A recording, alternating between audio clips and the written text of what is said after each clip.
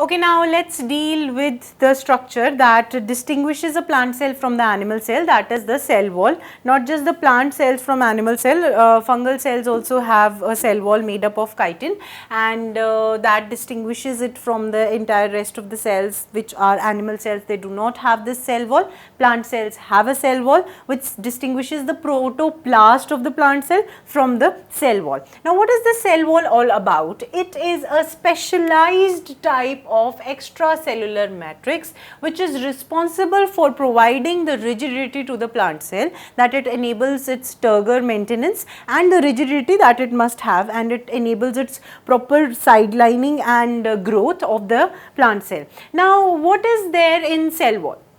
First of all, you need to know that if we understand cell wall, it is divided into further three classifications. First one being the primary cell wall, second one being the secondary, and third one is tertiary. It is present or it might not be present. What is there in cell wall is that there would be protoplasm inside the cell, and outside there would be a clear-cut compartmentalization that would be brought about by the cell. Now let us see that supposedly this is the entire structure of cell wall. As you can see over here, this happens to be the entire structure of cell wall. This is the outer periphery and this happens to be the inner one. As you can see, this represents plasma membrane, which is the inner one.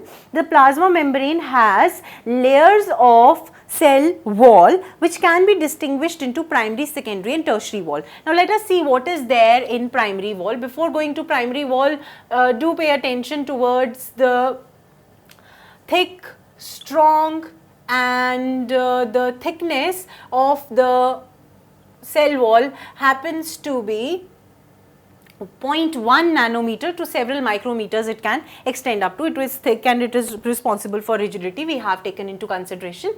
Now the primary wall, what is primary wall all about?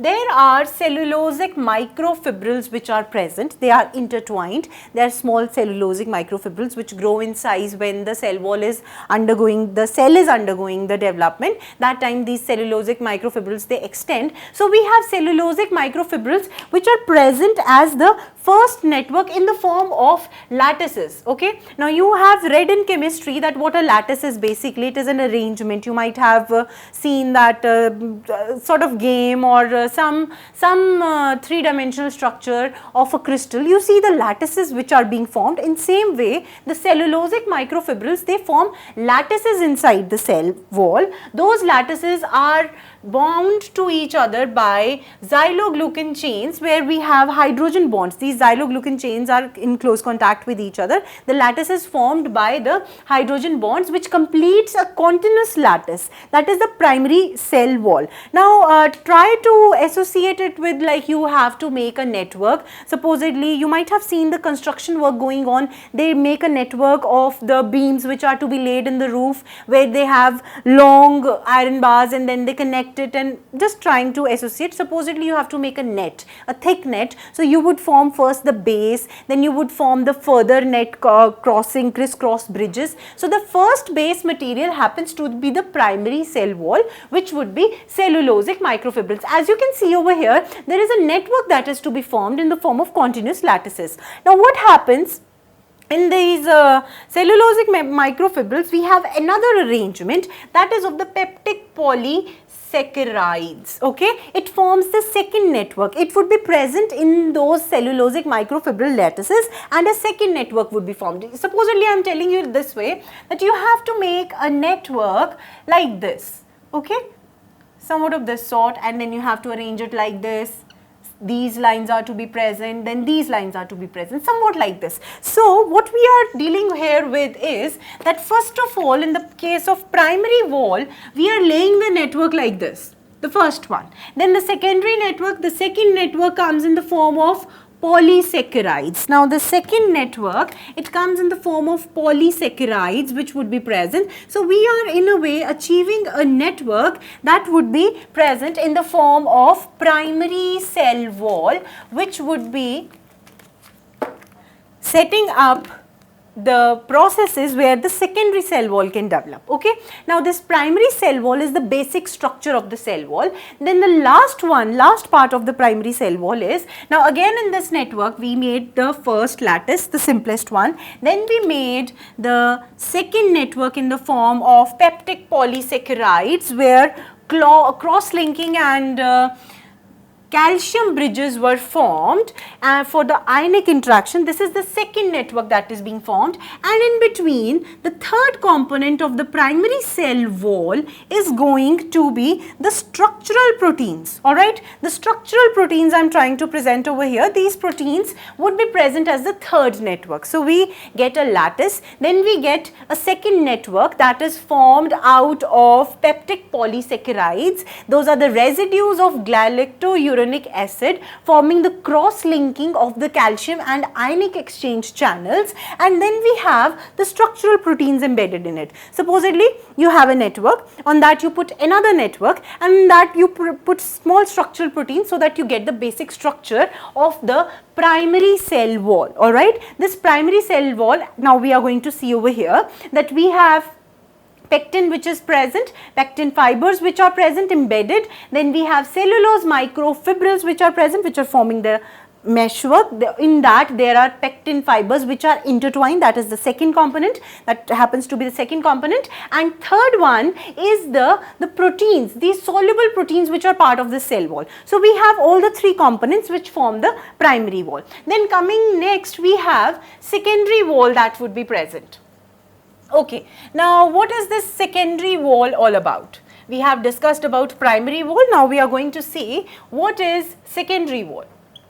Now whenever there is secondary wall that is present, now see over here, this is the primary wall, this secondary wall would be in contact with middle lamella towards the outside, not towards the plasma membrane. Please remember, secondary happens to be towards middle lamella, that is periphery towards outside, and the tertiary wall that we are going to study next, it is present near the plasma membrane, towards the plasma membrane, that would be a right word instead of near.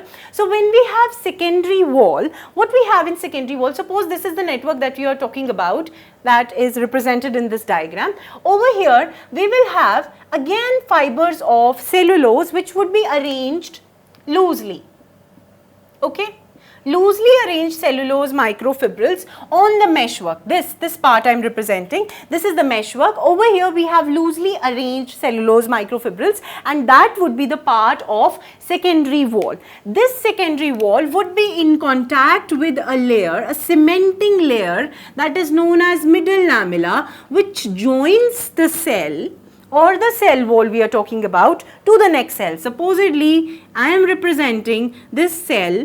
This is the secondary wall, the other secondary wall of the cell would be in contact with the cell, and the cementing part, as you must have seen in bricks, whenever you see two bricks, they are joined together with the help of a cement, that cement lining. Same way we have middle lamella that is derived from calcium pectate.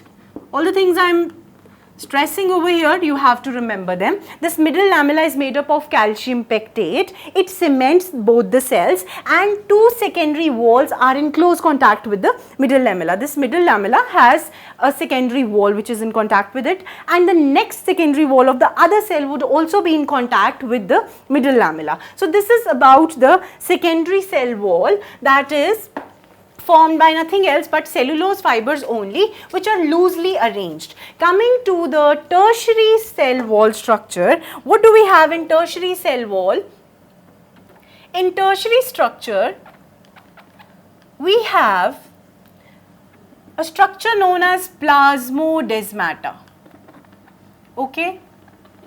It is not represented in this diagram. Now what is this plasmodesmata all about? We are going to see.